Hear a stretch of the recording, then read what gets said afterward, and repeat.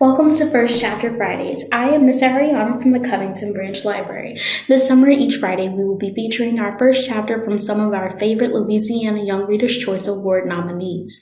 The Louisiana Young Reader's Choice Award is a program that allows you to vote on which of the nominees deserves the award. If you want to know more about the program, please visit our website at sttamanylibrary.org. Today, we will be reading Tito the BoneCrusher by Melissa Thompson. Prologue. A hero always saves the day. Although he was 6'5" and super muscular, Bruce Paxton moved unnoticed through the shadows outside the high security lab. For one thing, no one was around to notice him. Also, it was nighttime. Paxton, who was on a mission of totally dire importance, crept alongside the back wall of the concrete building. His luchador mask, which always covered his face, was barely visible in the darkness. "This is kind of scary, right?" I whispered to my dad, whose face was also barely visible in the darkness of the movie theater in Florida, where we were watching Tito the BoneCrusher's newest movie, Steel Cage 2, Back into the Cage. Tito is a former pro wrestler who is famous as the highest paid action star to never be unmasked.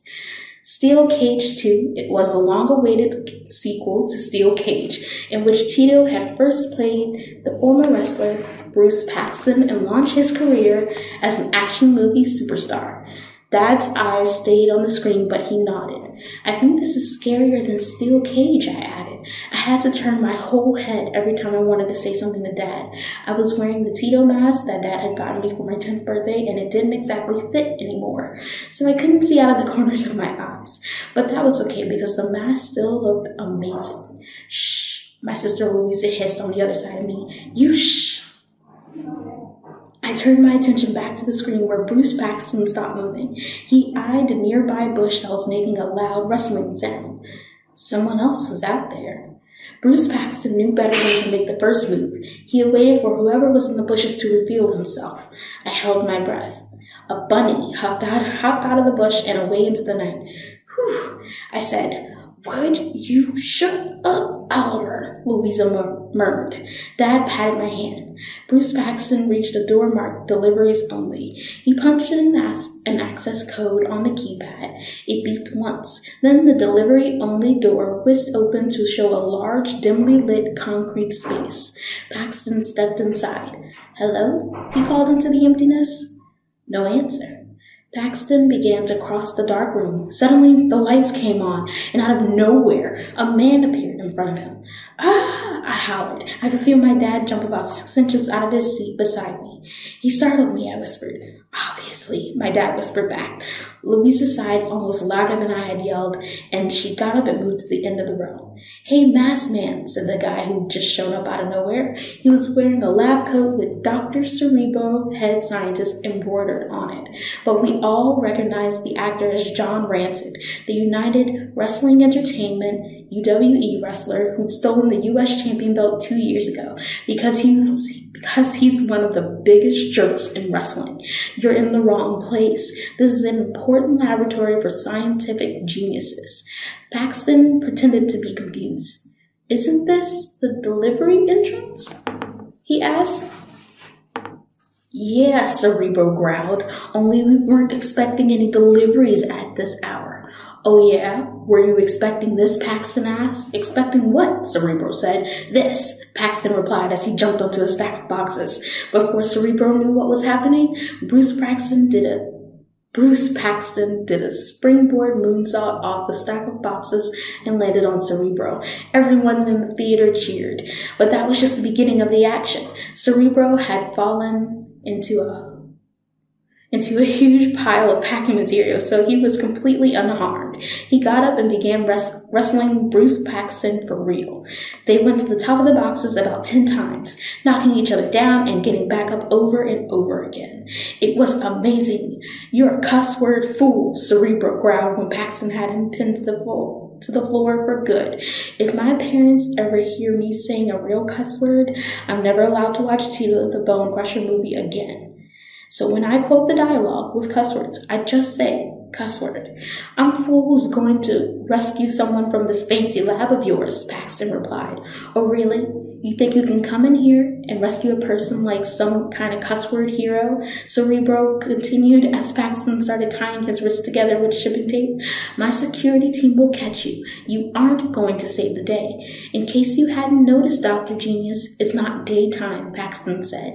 He finished with the shipping tape and stood up. Maybe I'm not a scientist, but I'm Bruce Paxton, he proclaimed. And Bruce Paxton always saves the day, even when it's night. We all clapped. The rest of the movie was just as great, and when it was over, we got dessert at this place we had never been to before on any of our visits with Dad in Florida. It was called All Sweet, and it had something called the Little Sugar Bar, which was this buffet of mini cupcakes, teeny tiny pies, and shrunken versions of desserts. You could put as much as you wanted on your plate, and they charged you by the weight. It's too bad they don't have an All Sweet in Virginia, I said after we sat down with our desserts. See how you feel after you eat what's on your plate. Spaghetti-O, Dad said. Dad gave me the nickname Spaghetti-O because when I was little, I thought all the Spaghetti-Os were O's for Oliver. I used to feel sorry for Louisa that there were no spaghetti L's. Dad turned to Louisa, who never cared that there were no spaghetti L's. I know it's almost 6 months away, but do you know where you want to celebrate after your graduation? He asked her. Not a steakhouse, Louisa said.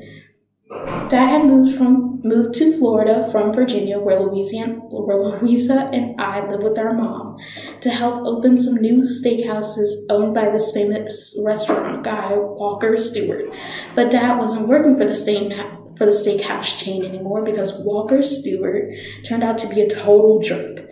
Definitely not a steakhouse, Dad said with half a smile. Maybe O'Connell's, Louisa said. I don't know. I can't really think about graduation and dinner at the same time. Louisa was going to graduate in June from Hasselton High School and had to give a speech at the graduation ceremony because she was going to be valedictorian, which is the person with the best grades in the whole senior class. Or maybe salutatorian if she came in second. It was pretty close between her and this girl, Miss Mitzi Calhoun, for the top spot, and they wouldn't know until the spring. But either way, she'd be giving a speech, and Dad was super duper proud of her, and he told everyone about it, even strangers. Do you want me to holler, "That's my daughter," at the beginning or the end of the speech? Dad joked. I thought Louisa would be embarrassed, but she just looked worried. You'll be there, right? She said. Of course, Dad said. Why wouldn't he be there? I asked. Louisa looked at me like my brain was empty. I'll be there, Dad said to Louisa. I realized Louisa was thinking about the legal stuff. There was some issue with Mr. Stewart and a bunch of tax paperwork that the government thought that Mr. Stewart had lied about. Dad couldn't leave Florida until it was all sorted out. He had to get a lawyer and go to court and everything. Are you sure? Louisa said. Dad nodded and kind of waved his hand like, don't worry about it. Everything is going to be fine, he said. Do you promise? Louisa pressed him. Dad paused. He looked at me and then back at Louisa, and he took her hand. I promise, he said. He said he's coming, Louisa. Relax. I said. Louisa was always so worked up about stuff that was no big deal. Dad hadn't done anything wrong, so as soon as he got the chance to explain that in court, he'd be able to leave Florida. He had told us it was almost figured out and the graduation was still months away. I didn't know why Louisa was making things awkward. I focused on eating my micro donuts without getting powdered sugar on my Tito mask. Dad had said it. Everything was going to be fine. Thank you for joining us for First Chapter Friday. Please join us next week for another exciting first chapter.